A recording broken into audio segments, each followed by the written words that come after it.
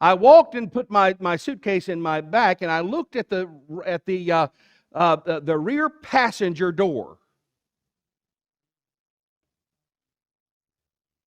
New car. And somebody had crinkled it. And how do I put this without getting in real trouble? Later on, I was amazed at how upset I was. It's that something being damaged could cause me could steal that kind of peace from me. Could make me that unhappy, could make me that upset. And I was upset. I was angry. You see, ladies and gentlemen, if you're not attentive to your spiritual development, to your spiritual formation, if you don't take seriously what Jesus says today, lend expecting nothing in return. Oh, Father, that's a bad business model. Yeah, it is.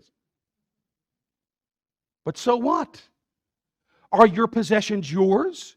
Do you have the right to do this?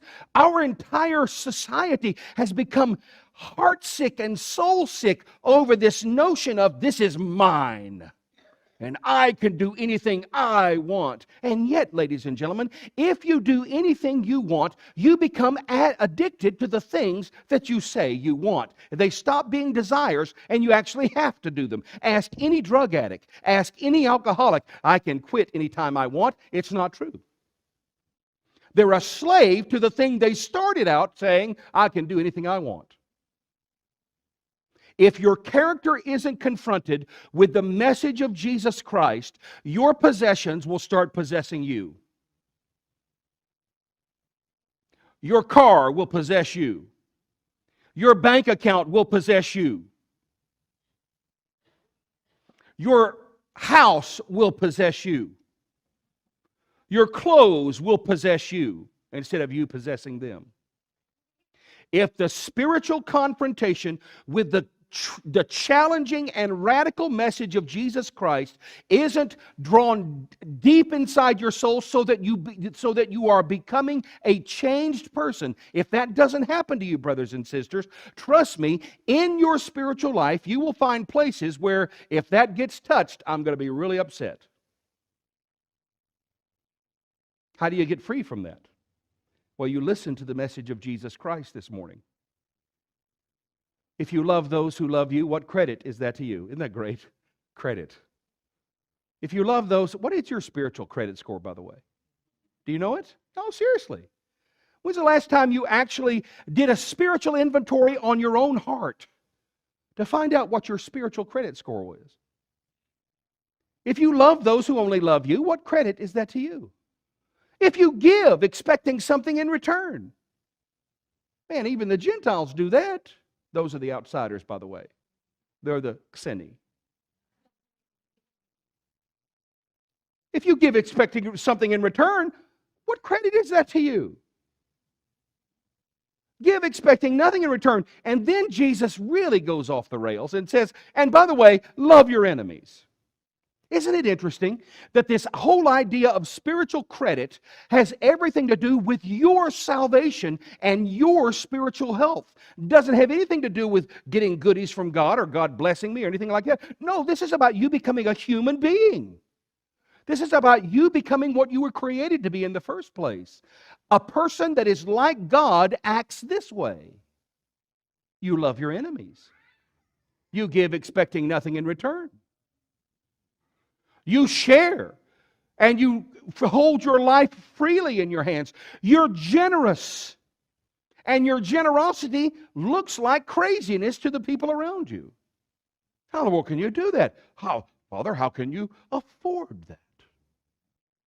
Well, number one, folks, it has already been made very clear to me that my possessions aren't mine, especially since I ain't carrying none of them with me. My possessions aren't mine. Everything I have, everything you have, and that includes your checkbook, belongs to God, folks. At the gravesite, I guarantee you, all your creditors are going to be without until they go through probate. You're not going to carry any of your wealth, physical wealth, or any of your possessions into the hole.